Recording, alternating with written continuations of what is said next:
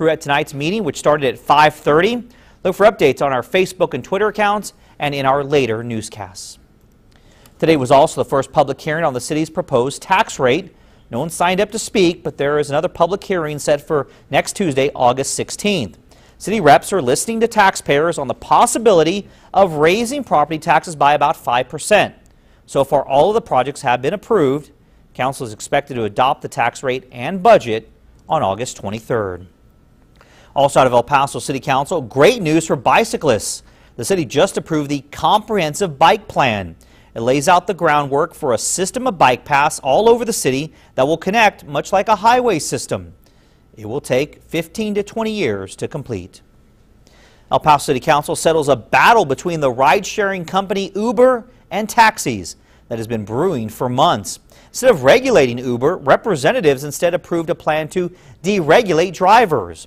ABC 7's Stephanie Guadian is live in the newsroom to show some of the changes to the Transportation for Hire ordinance. Stephanie? Rick, taxi drivers did not want deregulation. They wanted Uber drivers to have to play by the same rules, but council members decided to go in a different direction. The city listened to Uber's threat to leave El Paso and made changes to the ordinance easing regulations. The changes would cut fees in some cases up to 95%. Reps say the idea was to make sure that taxis, limos, and ride-sharing companies like Uber are all on a level playing field.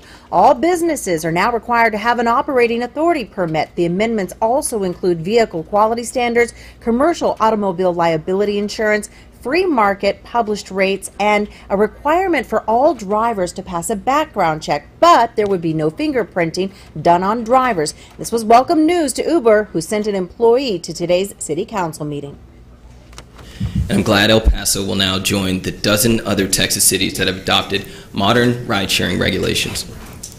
Since we launched Uber in El Paso in June of 2014, the community has overwhelmingly welcomed this innovative transportation option. Taxis, shuttles, and limos will continue to pick up from the airport, but there will also be a designated space with signs along the center median for ride-sharing companies like Uber. The drivers, however, will not be allowed to dwell curbside. Back to you, Rick. Changes are coming. Stephanie, live in our newsroom. Thank you. More changes are coming at the El Paso Zoo. Today, City Council also approved the construction contract for the $10 million project that will replace 20% of the zoo as we know it. This is a look at the presentation that the zoo director gave to City Council today. The new master plan of the future zoo includes the new Chihuahuan Desert exhibit. It's expected to highlight plants and animals from our part of the world, which is known as the world's most diverse desert ecosystem.